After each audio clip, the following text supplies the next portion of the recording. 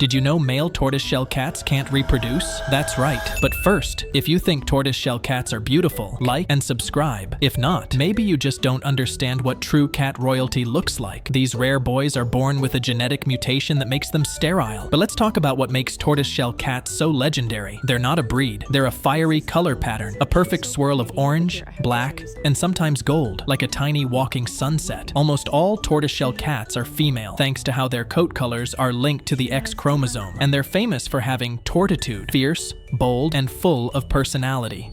So, do you think torties have the most attitude of all cats? Let me know in the comments.